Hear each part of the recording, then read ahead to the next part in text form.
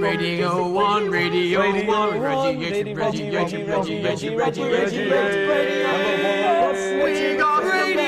were very happy.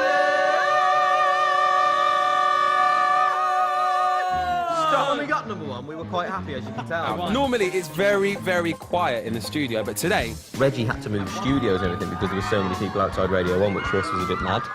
So we were going to a secret location where we didn't know where we were going. And like, I remember being stuck in traffic thinking, are we going to get to this interview and is it going to happen? And then, you know, we got there, did the interview, found out we were number 1, and it was amazing. One Direction, you were officially number 1 in the UK. So boys, we're number 1.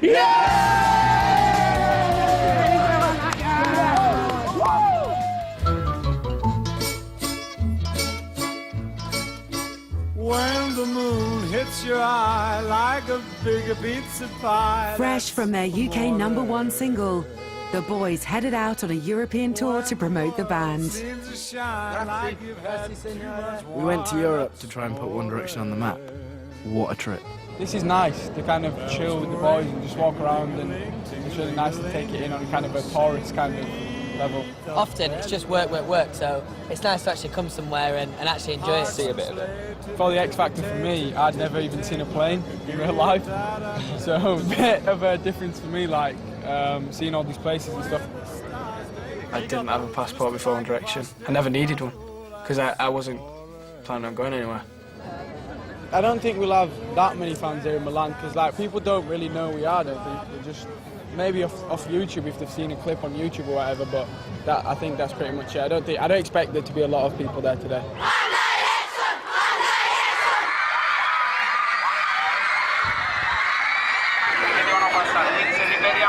I think like maybe 4,000 people turned up, and it felt like we had put the city to a standstill. And you know, there was police called down the event and they got called off because it was too dangerous.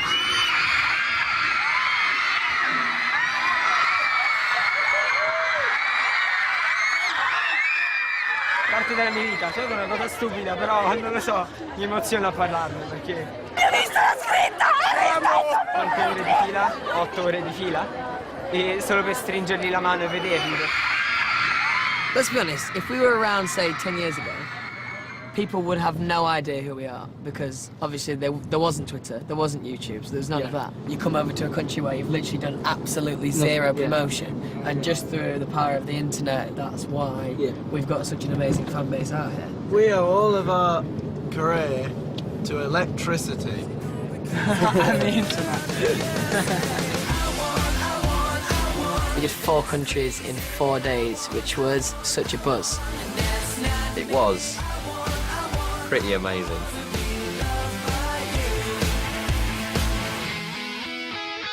You've got everything you need, but you want accessories. Got to hold it in your hand. If I change the world for you, I bet you wouldn't have a clue. Don't you know that I can't stand?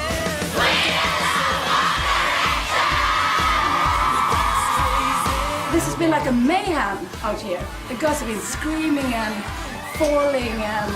So how do you cope with this?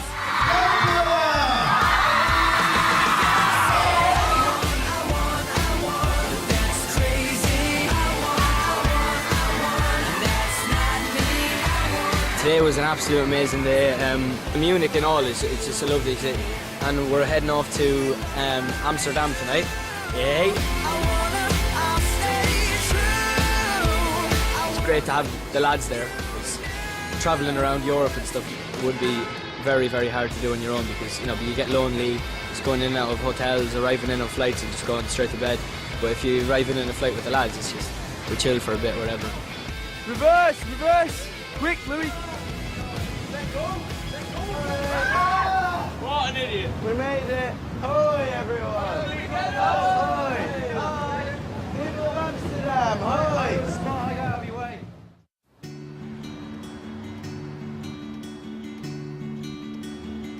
I'm Trisha and I'm Zayn Malik's mum.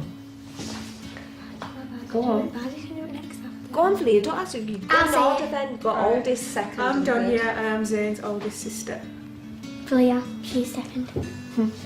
Go on, Valia. I knew she would be like this. I said she would. What did be I like. say? I think my mum's very proud of what I'm doing. Obviously, it must be a bit strange for her to kind of, you know, overnight for her son to be in this boy band doing something where I'm not at home all the time because I was at home before. This is my phone, yeah. I do get quite a few funny looks when I get this out. If I'm in McDonald's and there's a young girl behind me, they kind of look at me and say, why is that granny got a picture of Zayn? If we could only have this life for one more day. You know, if someone told me I could change something about my life at the moment, it'd only be that I'd see my friends and my family more. If I go out the door, like when I've got my suitcase, I'm like, right, I'm going away now, I'll see you whenever I get back or whatever. Walking out the garden with my suitcase, and she'll just start crying, like full-on beefing. When he comes and he sees me crying at the gate, he'll say, Mum, I'm not going to war, do you know? I'm going, you know, to my job, you know, this is what I love doing. The driver comes for him, and I have to stand there and wave back to him. I know they're very, very, very busy. He doesn't get a chance to text very often, but occasionally I'll get one saying, I love you, Mum.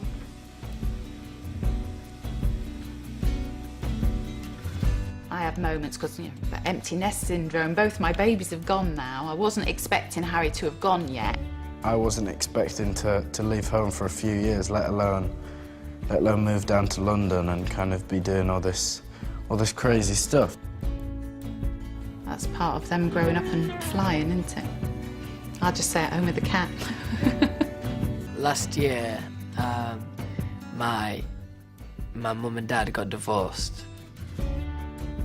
It must be so much harder for her, actually, because I am living this fantastic life and going through each day and being busy each day, whereas she's still, you know, kind of in the old life that I was in, but without me. And like, she always says that like